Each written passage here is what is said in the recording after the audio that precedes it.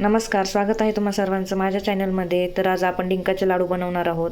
त्यासाठी मी 2 वाटी खजूर घेतलेली आहे, 2 वाटी मखाना घेतला आहे, 1 वाटी बदाम, 1 वाटी काजू, 1 वाटी अक्रोड, हे पंपकिनच्या बिया 1 वाटी घेतला आहे, सूर्यफूल बिया 1 वाटी आणि 1 वाटी डिंक. तर आपण हे सर्व आता तुपामध्ये फ्राय करून घेऊ.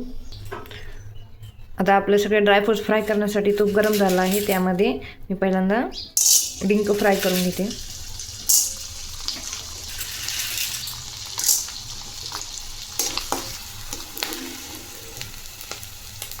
डिंक आपल्याला चांगला फ्राय करून घ्यायचा, नाही तर तो मग लाडू खाताना दाताखाली येतो.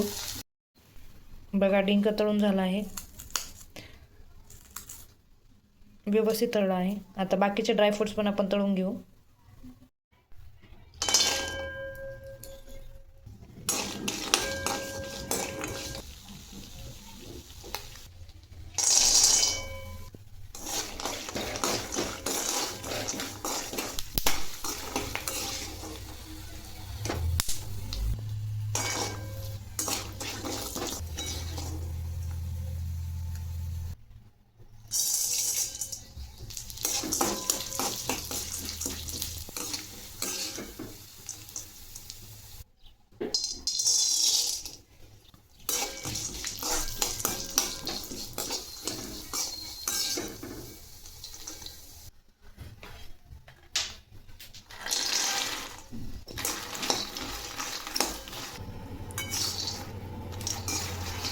तर बघा, आपले मखाने पण आता भाजून झाले आहे.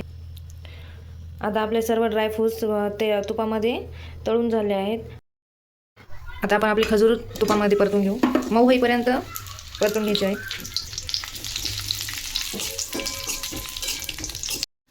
खजूर आता एकदम मऊ होईपर्यंत मी भाजून घेतली आहे. आता खजूर थंड होईपर्यंत आपण ड्रायफ्रूट सगळे बारीक करून घेऊ. मी आता सर्व ड्रायफ्रूट्सचे बारीक वाटून घेतले आहेत. तर आता यामध्ये ही थंड झालेली खजूर आता आपण ड्रायफ्रूटच्या पावडरमध्ये मिक्स करू. ही खजूर आता व्यवस्थित या ड्रायफ्रूटच्या पावडरमध्ये मिक्स करून घेऊ आपण. तर बघा, मी इथं सर्व खजूर आपली मिक्स करून घेतली आहे. आता हे लाडू वळण्यासाठी आपल्याला गुळाचं पाणी तयार करून घ्यायचं आहे. त्यासाठी मी इथं अर्धी वाटी गूळ घेतला आहे. कढईमध्ये मी आता अर्धी वाटी गूळ घेते आणि 1 वाटी पाणी.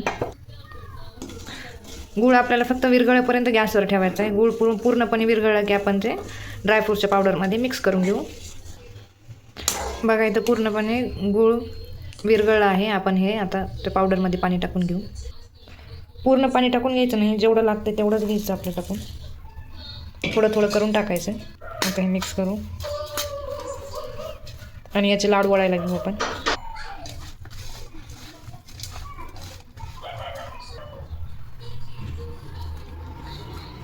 बघा, अगदी सोपे आहेत आपले हे डिंकाचे लाडू बनवणं.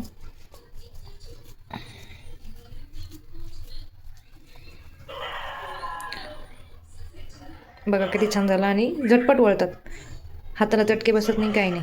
आता अशाच प्रकारे आपण सर्व लाडू वळून घेऊ. बघा, तयार आहेत आपले डिंकाचे लाडू. तुम्हाला एक लाडू तोडून दाखवते मी. बघा किती सॉफ्ट झालेले आहेत. तुम्ही पण असे लाडू नक्की करून बघा. माझी रेसिपी आवडली असेल तर लाईक करा, सबस्क्राईब करा आणि माझा व्हिडिओ शेवटपर्यंत पाहिल्याबद्दल धन्यवाद.